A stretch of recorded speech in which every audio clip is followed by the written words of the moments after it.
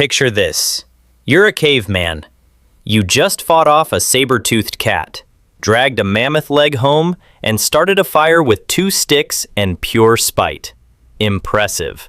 Now picture your fingernails. No nail clipper, no nail salon, no little emery board tucked in your pocket. So, were you just walking around with claws? Stick with me, because the answer involves biting, scraping rocks, some surprisingly gross diseases, and, I promise, one ancient civilization that took nail care more seriously than anyone alive today. First, the biology, because it's simpler than you'd think. Prehistoric fingernails grew at essentially the exact same rate yours do right now, roughly 3.5 millimeters a month. Evolution never bothered upgrading the formula, which means, yes, if a caveman did absolutely nothing about it, his nails would just keep growing, forever, into actual claws. So clearly, something was keeping them in check. And that something turns out to be their entire lifestyle. Modern humans mostly type on keyboards and scroll on phones. Prehistoric humans spent their entire day digging for roots, scraping hides, climbing trees, cracking bones, and gripping stone tools. All of that friction constantly wears nails down, the exact same way your dog's nails stay short just from walking on pavement, while a house cat's nails need actual trimming. In other words, an active caveman's fingertips were basically getting a free, extremely aggressive manicure every single day, whether he wanted one or not. There's also a less glamorous theory: biting.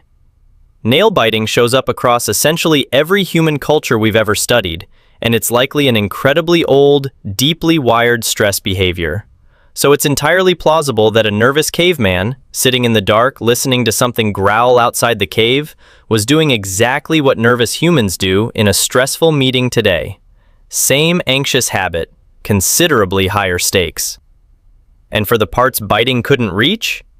Evidence suggests early humans used sharp-edged stones, the same flint flakes used for cutting and scraping, to trim and smooth rough nail edges.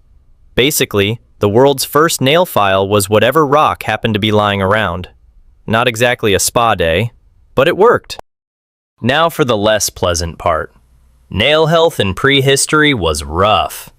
Constant exposure to damp caves, mud, and bacteria-friendly conditions made fungal infections extremely common. The same kind of infection that still bothers people today, just with zero antifungal cream available anywhere on Earth. Torn nails from manual labor, ingrown nails from tight footwear substitutes, and infections from small cuts were simply a normal part of daily life, with no real treatment beyond hope it heals. Here's a genuinely fascinating detail, though. Nails don't just reflect injury, they record health history. Ridges called Bowes lines can form across a nail after serious illness, malnutrition, or extreme physical stress, essentially leaving a timestamp of hardship as the nail slowly grows out. Modern doctors still use this exact same principle diagnostically today, which means, in a strange way, prehistoric humans were unknowingly walking around with a tiny biological diary at the end of each finger.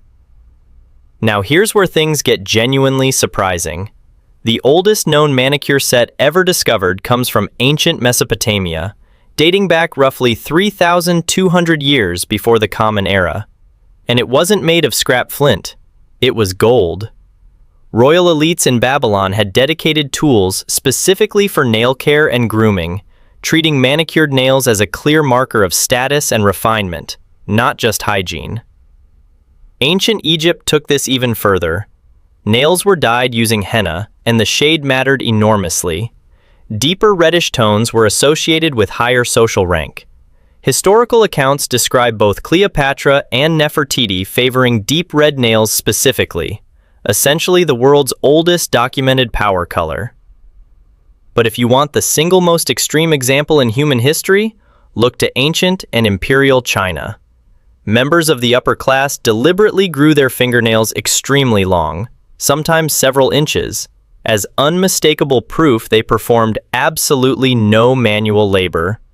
To protect these nails from breaking, the wealthiest elites wore ornate gold and jeweled nail guards, essentially armor for fingernails that existed purely to broadcast status. So, somewhere between a caveman biting his nails in fear and a Chinese noble wearing solid gold nail guards, humanity managed to turn basic biology into fashion, medicine, and a full-blown status symbol. Which means the next time you sit down for a manicure, or absent-mindedly bite a nail during a stressful meeting, you're not doing anything new. You're just the latest link in a genuinely ancient chain of behavior, one that started with a rock, a bit of nervous biting, and eventually, actual gold. Your caveman ancestor never had a nail salon, but somehow, he already understood the assignment.